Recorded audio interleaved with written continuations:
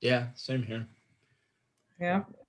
So I just wanted to frame. I had this 2 hours takeover of the bookies Facebook blog, and I thought I'd use some of that time to reconnect with some old friends and kind of style it as Friends of Jamie McVay or Jamie McVay and Friends, because you guys, I had a long list, but you guys were near the top of it as far as people who helped me, with my writing in general, and gave me a lot of a real boost with Jamie McVay. And you were the mistress of ceremonies at our book launch at the Bar Yes. Thank you Evolution. for asking me. I enjoyed that. And I was very happy to do that. Well, you guys both were, excellent hosts and artistic directors, I guess was the style for Waterline Writers, which really impressed me. And I was so glad to be part of that. Such the premier, reading venue for, writers in the area, not just Fox Valley, but you drew people from all over. And it was quite a thing in its heyday. So appreciate everything you did to help the writing community. Yeah. So like I said, I wanted to catch up with you guys and see what you were up to and how you're handling the new conditions and everything else. I know, Ann, you said you were working on the campaign for Lauren Underwood still. I'm working on a couple of campaigns locally for Lauren Underwood's bid for second term as the congressional representative from Illinois 14, District 14. And then more recently for the Biden-Harris campaign. And I have felt increasingly over the last 4 years that I had to be involved in some way, even though I really hate politics, and it doesn't come naturally to me, but I just forced myself to go ahead and start doing the phone banking or phone calling for both candidates. And like most things that you're kind of afraid of and you push yourself to do, it has had there's been a lot of rewards. I've actually enjoyed it. Great. Yeah. Great. Yeah. So have you had a lot of what am I trying to say? Negative experiences on the phone banking side? A lot of bad comments or no? Surprisingly few. I mean, you reach so few people, you dial, or there's an automatic dialer depending on which campaign you're with. Oh, yeah. And like 90% of the calls you go to a voicemail or some kind of a computer blocker or something like that. So by the time someone answers, even I am like eager to talk to them. It's like, oh. But I think I was kind of inoculated against the negative stuff right away, because my second call, my first call went to voicemail, the first call ever back in July. The second call, a guy picked up, sounded like an older guy, kind of cranky. As soon as I told him, my name is Ann, and I'm volunteering for Lauren Underwood for Congress, he said, I don't want to talk about politics, and I don't want to talk to you. Wow. And I just laughed. I mean, I just I was sort of delighted by just the, the frankness of the character, and I laughed and I said, oh, well, okay, sorry to bother you. And that I just thought, okay, but that's a negative one right off the bat. It didn't kill me. It actually, and if I don't engage with the negativity, if I just say like, okay, sorry to bother you, you have a really nice evening, and try to project some love to these people rather than coming back at them, because what's the point, right? Yeah, there's plenty of negativity and people have it stored up ready to shoot it at you. Yes. So.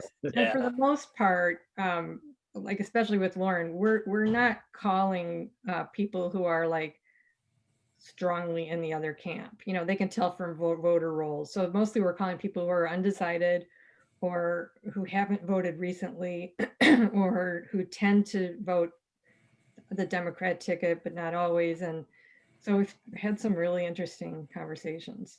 That's good. great. Great. Well, one of my neighbors is Ed Isaacson. Do you know Ed, Ann, by chance? He's our precinct captain for the Democratic Party in our neighborhood. Mm-hmm.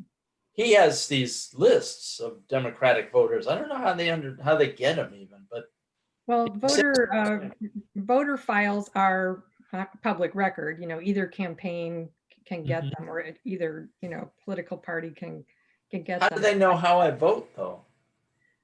Well, I guess it's recorded each time you vote, whether it's whether you vote Democratic or not.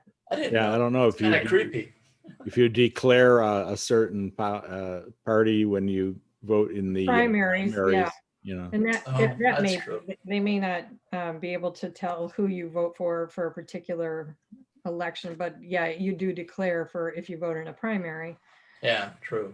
That's what I figured. Yeah. Or like if I talk to somebody and they say, oh, you're calling the wrong person, I'm a strong Republican, I mark that down and take them off the list, because we don't want to call people that don't want to talk to us. So then that information gets attached to their voter information file, at least for that whatever campaign. That campaign. I don't know if it goes beyond that, but yeah.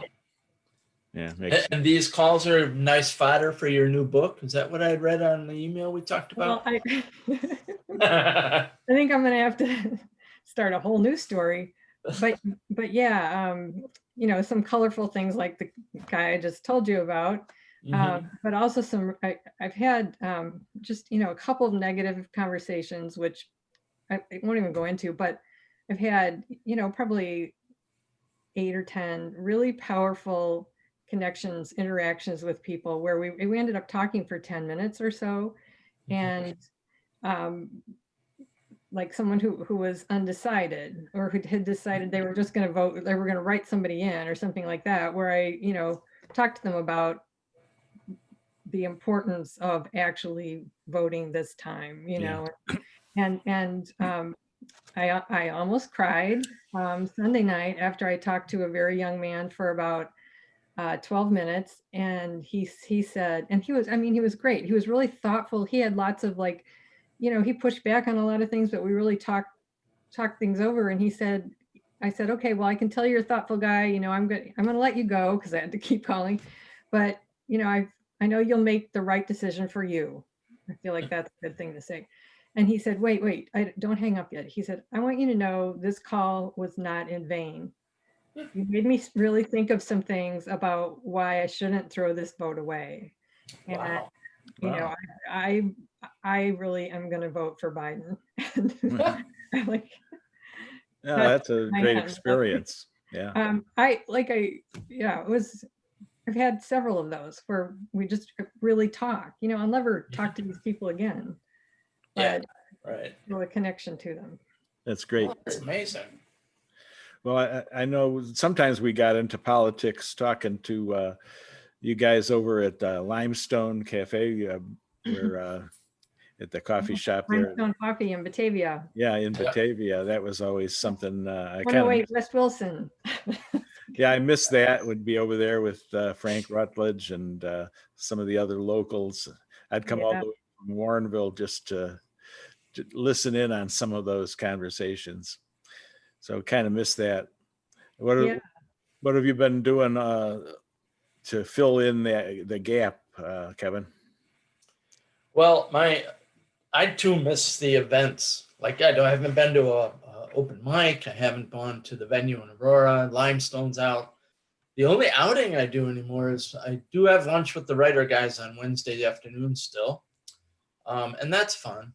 My writers group still meets, although it's Zoom. But we do meet occasionally outdoors, and we're meeting this afternoon at 3. It might be one of the last ones, depends on the weather. Yeah. But, so I get out a little bit, that and going to the store. That's my whole life now. But I'm keeping busy Christopher and Leo Zarco have been extremely prolific during the pandemic. So Yeah. I think between the two of them, I've done about 7, maybe 6 or 7 books since the pandemic started in March. I mean, they've got nothing else to do apparently, but sit there and write. I wish I had their gift. Yeah. Yeah. Can you explain again what it is that you're doing for them? Oh, I'm sorry. Book design. Yeah. So they send me the Word documents and some cover art that they have an artist do. And I put them together, as you know, Ray, into a book suitable for Amazon and Kindle. So they have paperbacks and Kindle books available for sale on Amazon. And what's his name? Christopher Call has done 3 poetry books and 1 book of essays.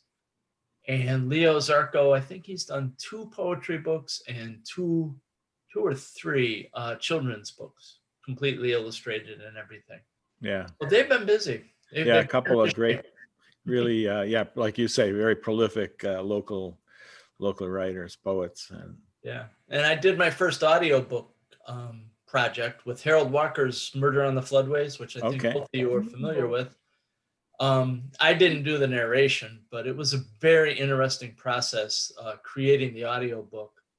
Who did the narration? Sorry to interrupt. Who did the narration? Did Harold? I'll explain that. We decided to use ACX, which is Amazon's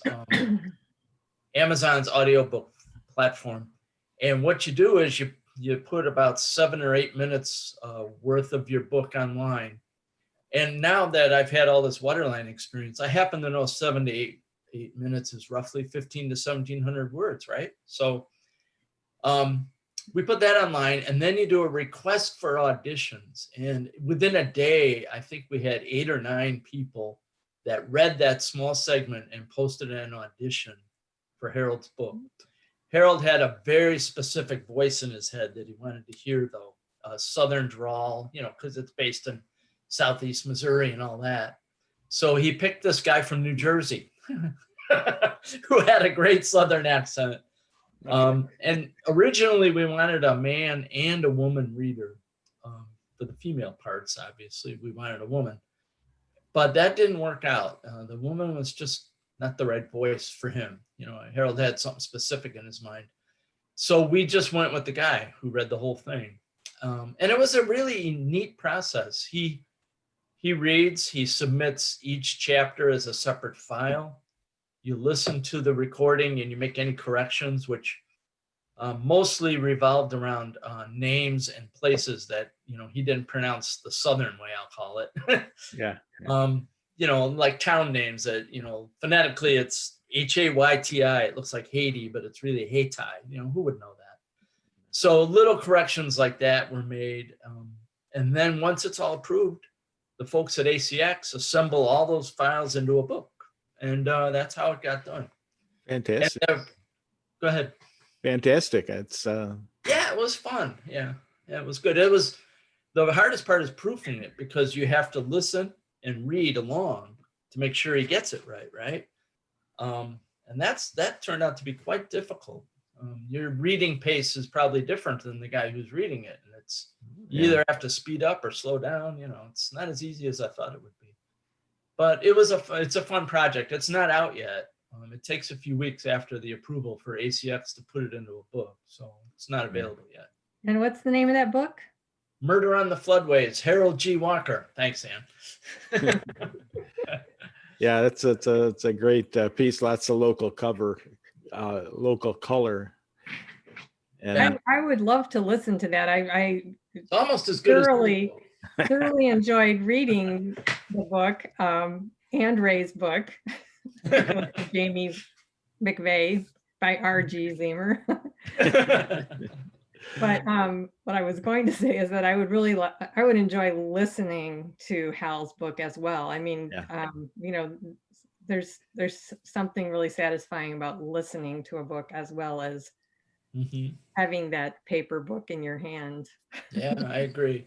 And I think his choice of the voice, he wanted it to be authentic. I think it made a difference.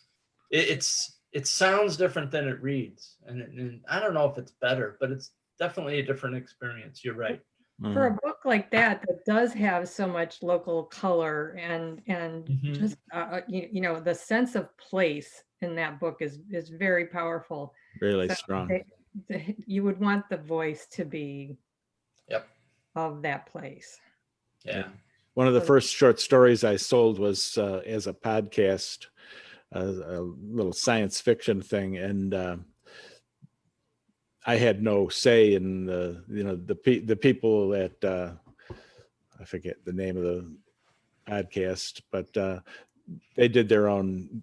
They had their own regular cast of characters that they used for narrations, and when I heard the narrator, it was completely, to me, completely the wrong voice and wrong pace. Everything was wrong about the character. It was a first person narration in the story, and it was not quite it. Anybody who listened to that podcast, they might have gotten a good story, but it wasn't the character that I had created in my mind, you know? Yeah. Well, I recommend the ACX process. It wasn't terribly expensive, although the price ranges. I mean, it could be expensive depending on who you choose. But I like the audition process because, like Ray, you had a voice in your head for that book, or that story rather. And, you know, you can get close this way. You know, right. I like the process. Well, it's a good thing that you have the technical expertise too to help people with the production and so on. I'll be sending you some information soon to help me with my. I was wondering where you were with that. Yeah. So, well, I'm going to have to move on. I've only got a short bit of time, so it's great to see you guys. Nice catching up. I hope to see you in person sometime soon. Pandemic, I can't wait. Yeah, the open mic at Bar Evolution has been pretty decent. I've been going there pretty regularly because it's outside, and I feel like we've got some control. If we walk in there and we don't like the look of it, we can just turn around and go away, you know? Yeah. And that's, I think, coming up. So maybe we'll see you there sometime. The weather is still conducive to an outdoor event. Maybe. I talked to James and James Joseph, and he said he's hoping to get one more in outside this month. We were there a little, we went there for their so-called Oktoberfest, and I noticed that they had a heater out there too, you know, one of those patio heaters. That'll help. Yes. I really miss the Lyceum too. Yeah. Those were events. I don't know what's going on with them. Yeah. Well, hopefully we'll all get back together again soon. And all right. Thanks for joining me for a little. Thank you, Ray. Yeah, thanks, Ray. Good luck with this. Maybe you'll be a regular online nowadays. I don't know. We'll see. Bye, Ray. Bye, Kevin. So long. See you, Ann. Take care. Bye.